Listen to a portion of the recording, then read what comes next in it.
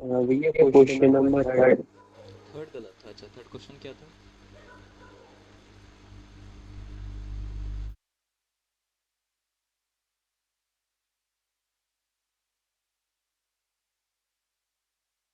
Which one of the following is not a red. तो भाई is सीधा, not a varied. तो भाई सीधा क्वेश्चन है। 5 मिनट्स पढ़ाई थी मैंने, हेबियस कॉर्पस, मैनिमस और प्रोहिबिशन मतलब सर्टिफिकेट।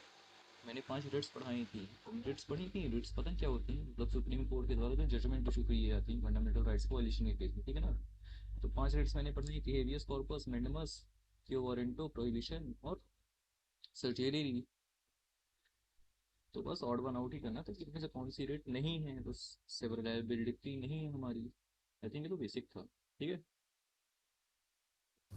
वो तो क्वेश्चन नंबर 4 पूछ रहा है ये।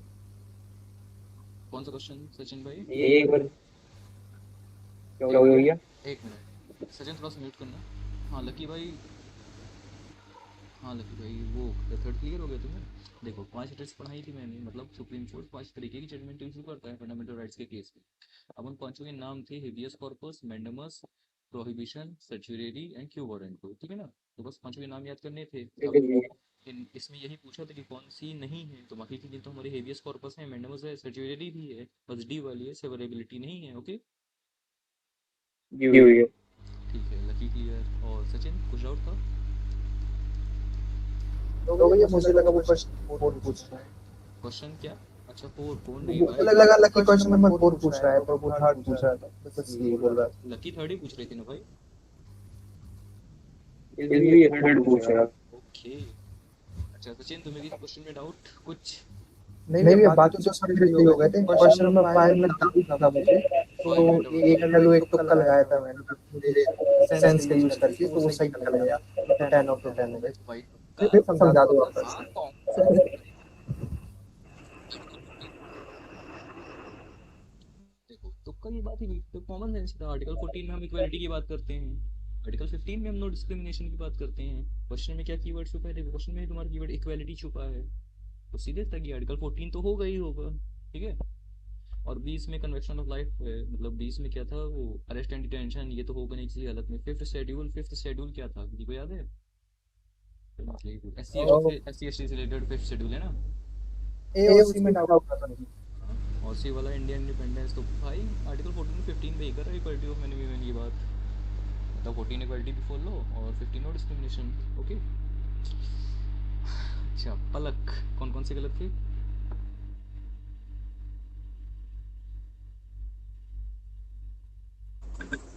ये फोर्थ वाला और ये सेवेंथ वाला।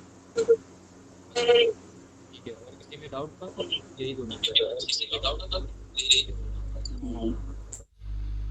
तो देखो भैया 6 वाले में थोड़ा डाउट। हाँ भाई सक्षम भाई, मैं एक एक करके इसलिए आ रहा था। देखो फोर्थ वाला पहले देखते हैं अपन, which one of the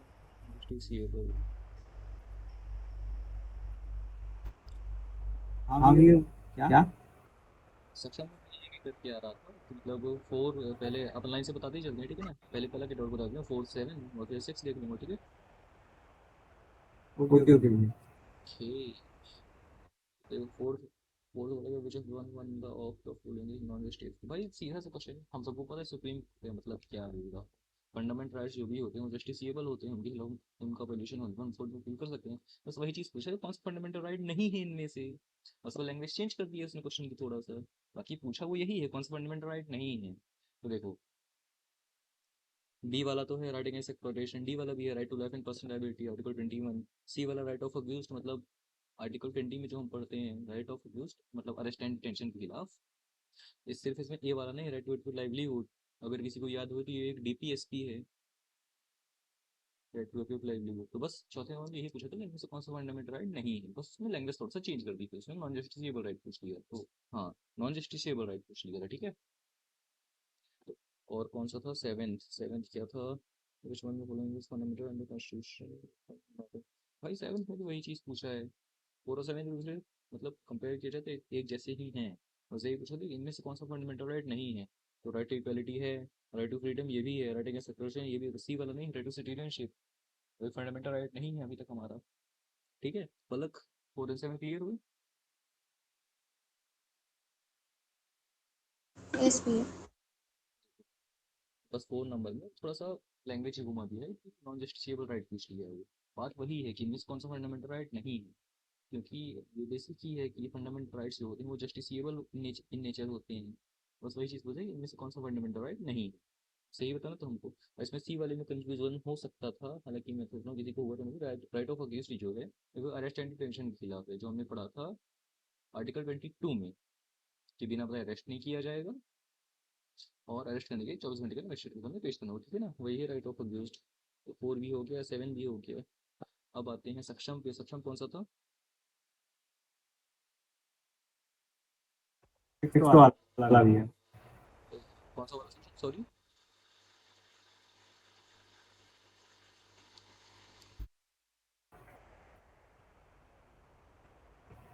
six वाला। अच्छा 6 वाला। अच्छा, fundamental rights guarantee under which all the following articles of the United citizens of India. वही 6 वाले में बस ये, अच्छा यही वाला तुम्हारा गलत था क्या? 6 ही 9 सही थी ना सक्षम की। तो भाई बस इसमें यही पूछा गया है कि मतलब ऐसा कौन सा फंडामेंटल राइट्स है जो सिर्फ इंडिया के सिटीजन को दिया जाता है। तो जैसे कि हमने पढ़ा था आर्टिकल 19 जो है उसमें क्या क्या मेंशन है। एक तो सब क्लॉज देखते हैं, ये चीज़ मेंशन है हम कहीं भी सेटल डाउन हो सकते हैं इंडिया इंडिया में, हम कहीं भी घूम सकते हैं इंडिया में। तो बिना परमिशन के इंडिया में कहीं भी घूमने का जो राइट है वो जाहिर सी बात है इंडिया के सिटीजन्स को ही दिया जाएगा, ठीक है। और बाकी के 3 आप दे देखो, आर्टिकल 20 ये तो फॉरेनर्स को भी दिया गया है। Article 21 right to life and personal liability, ये भी फॉरेनर्स को भी दिया गया है। आर्टिकल 22 भी right against arrest and detention, ये भी फॉरेनर्स को दिया गया है। बस आर्टिकल 19 ही है जो सिर्फ इंडिया के सिटीजन्स को दिया गया है। और ये मैंने शायद क्लास में बताया भी था तुम लोगों को, मतलब आर्टिकल 19 के जितनी भी सब क्लॉसेस हैं तो सिर्फ ये इंडिया के सिटीजन्स को ही दिए हैं, क्योंकि इसमें वही सब है कि आप इंडिया के अंदर कहीं भी रह सकते हैं, कहीं भी बिना परमिशन के घूम सकते हैं, अपने लाइवलीहुड के लिए अपनी पर्सनल प्रोफेशन चूज कर सकते हैं, ठीक है। तो ये सब इंडिया के लोगों को ही दिए गए हैं। तो क्लियर हो गया सक्षम? यस भैया ठीक। इसका एग्जाम्पल इसका एग्जाम्पल हम ऐसे भी देख सकते हैं। देखो जैसे कोई फॉरेनर अगर हमें कंट्री में कहीं भी घूमने के लिए आता है तो उसको वीज़ा लेना पड़ता है, बेसिकली परमिशन लेनी पड़ती है गवर्नमेंट से। तो एक तरीके से वो आर्टिकल 19 को तो फॉलो नहीं कर रहा है, इसलिए इसमें आर्टिकल 19 ही होगा, ठीक है ना।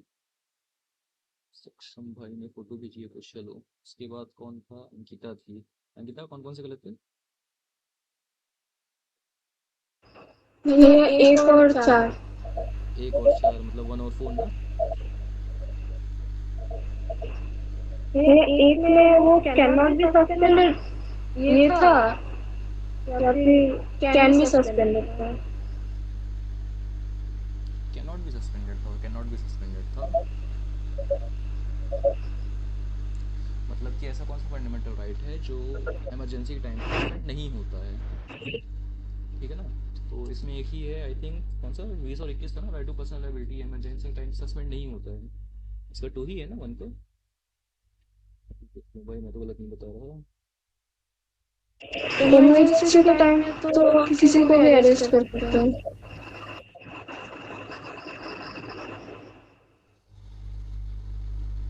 अच्छा 1।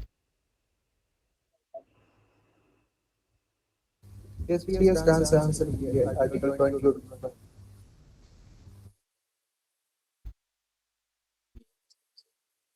अंकिता किसी को भी अरेस्ट कर सकते हैं, लेकिन रीजन हमें बताना पड़ेगा कि अरेस्ट कर क्यों रहे हैं। इमरजेंसी में बिना बताए अरेस्ट नहीं करते हैं, ऐसा थोड़ी किसी को भी बताना चाहिए। और उसके अलावा आर्टिकल 21 में क्या मेंशन था? Life to personal life and liability, तो अपनी जान बचाने का अधिकार तो सबको है किसी भी कंडीशन में, चाहे इमरजेंसी हो कंट्री में चाहे ना हो। तो इसलिए आर्टिकल 21 से भी हम अरेस्ट कर सकते हैं, ठीक है। इसके लिए बस देखो एक कीवर्ड याद रखना है, आर्टिकल 21 याद रखना है, ठीक है ना। आर्टिकल 21 सस्पेंड नहीं होगा किसी भी इमरजेंसी में, चाहे वो कैसी भी हालत हो। देखो कैसी भी हालत हो, कुछ भी चल रहा हो देश में, हमने अपनी जान बचाने का अधिकार तो है ही। आर्टिकल 21 एक ऐसा है जो कभी सस्पेंड नहीं होगा, ठीक है ना। बाकी सब एब्सोल्यूट में नहीं कह सकते, लेकिन आर्टिकल 21 तो एक एब्सोल्यूट ही है। तो भाई हम जान तो बचाएंगे अपनी चाहे जो हो जाए, ठीक है ना। तो बस वही चीज़। तो उसके बाद कौन सा 4 था ना, तो जो खोलेंगे नॉन, तो 4 वाले सोच में बस वो लैंग्वेज चेंज कर दिया था। बस पूछो यही था कि इनमें से कौन सा फंडामेंटल राइट नहीं है। तो 4 में भी कुछ डाउट है? नहीं नहीं। तो आई थिंक सबके डाउट्स क्लियर हो गए हैं। तो अच्छा ये बताओ 10 क्वेश्चन तुम लोगों ने किए, क्या लगा क्वेश्चंस का लेवल? तब सच बताना भाई, ऐसे नहीं कि तो लगा मत करना, ठीक है? एक एक करके लेकिन। मॉडरेट भैया। सक्षम भाई। ये नोट्स रहते हैं भैया पूरे। भैया मोस्ट ऑफ द यही पूछा जा रहा है, फंडामेंटल राइट आर्टिकल है और नहीं है, इसी पर ज्यादा क्वेश्चन।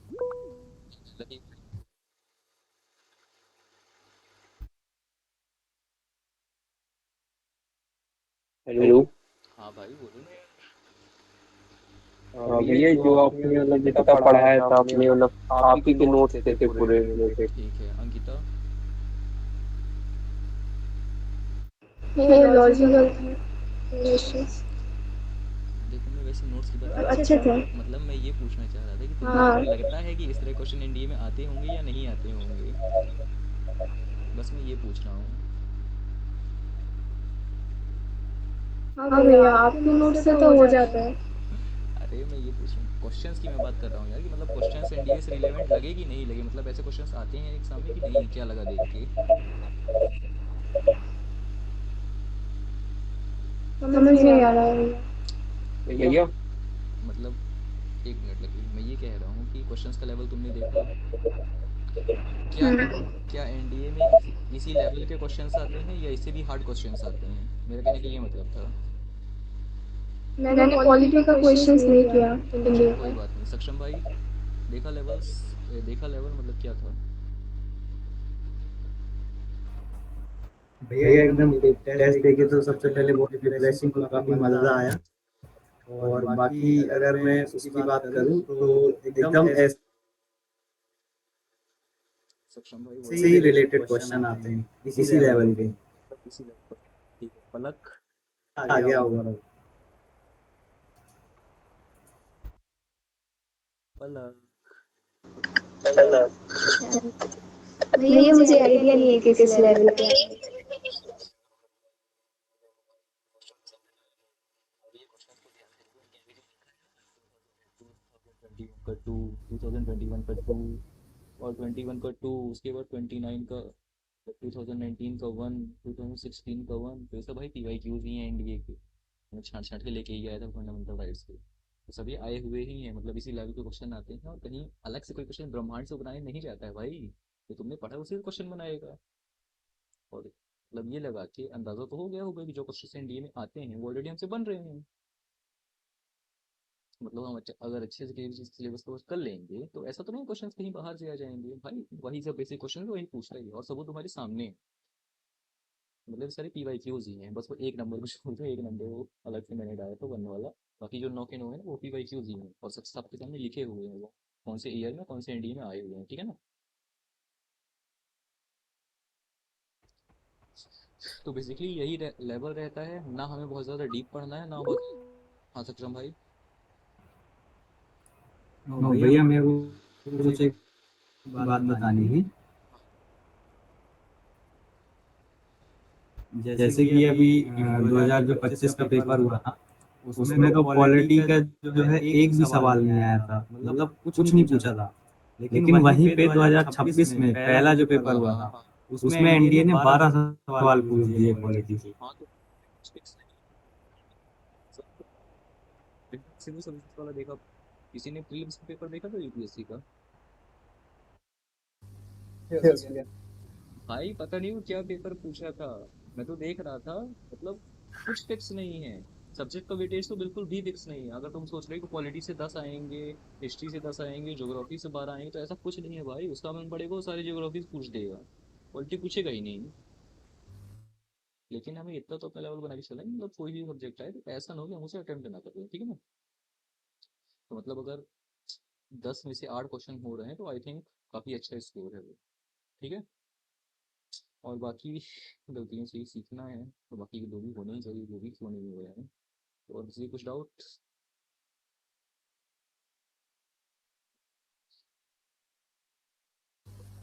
भैया ज्यादातर जो पॉलिटी ज्योग्राफी और जो इकोनॉमिक के क्वेश्चन रहते हैं, इनमें जब आप अच्छे से पढ़ के जाते हो तो क्वेश्चन देख के आंसर आ जाता है मन में, जबकि सेकंडों में आ जाता है। कुछ ही क्वेश्चन रहते हैं जिनमें आपको थोड़ा सा सेंस लगाना पड़ता है कि ये कैसे हो सकता है, क्योंकि वो थोड़े ट्रिकी हो जाते हैं क्वेश्चन को। ज्यादातर क्वेश्चन में आपको तुरंत हिंट आ जाता है इसमें कौन सा आंसर है, कौन सा तो इसमें ज्यादा वो नहीं लगाना पड़ता, मैथ या इंग्लिश जैसे दिमाग नहीं लगाना पड़ता।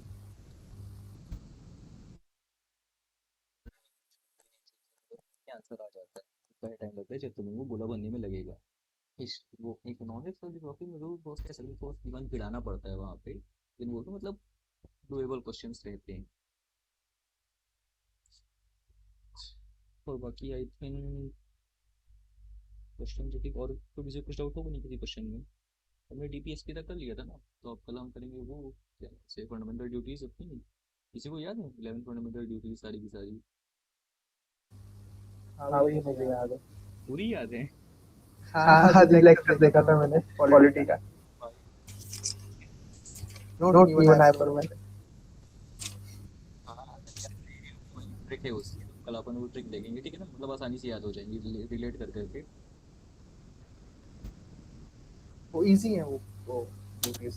हाँ भाई इसी पे हैं। और बाकी देखो पॉलिटी में ऐसा कुछ बहुत भारी नहीं है, कहीं बाहर से क्वेश्चन पूछता है, सारे क्वेश्चन यहीं से पूछता है जो तुमने पढ़ा हुआ है।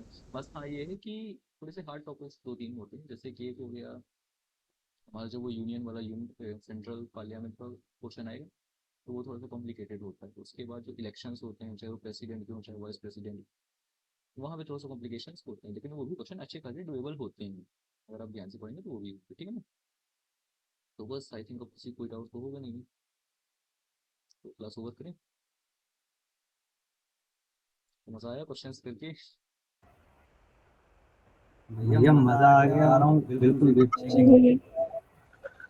तो आया ही होगा, कॉन्फिडेंस थोड़ा बिल्ड हुआ होगा कि हाँ भाई हो तो रहे क्वेश्चंस, ठीक है ना।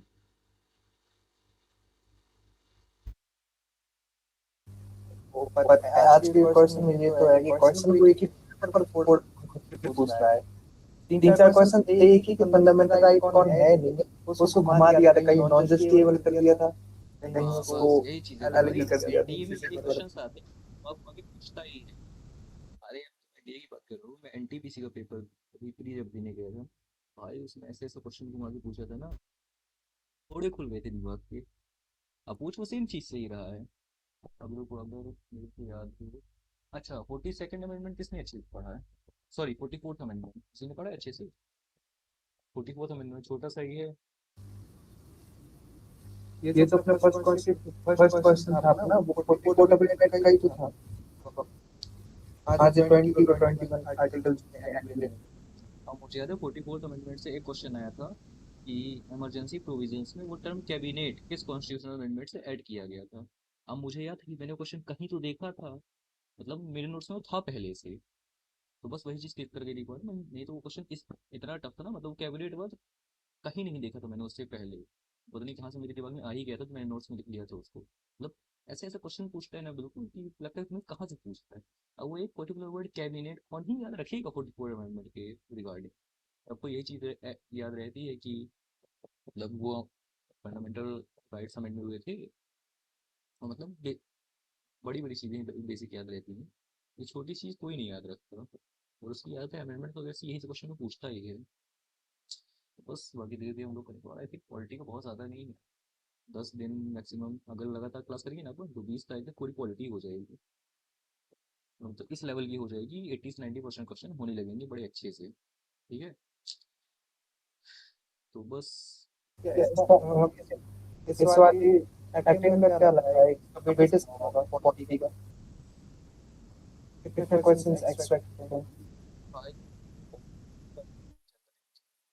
चल रहा है, मतलब पता चल मॉडर्न तो भर भर के पूछेगा या आपकी बात क्लियर नहीं आई,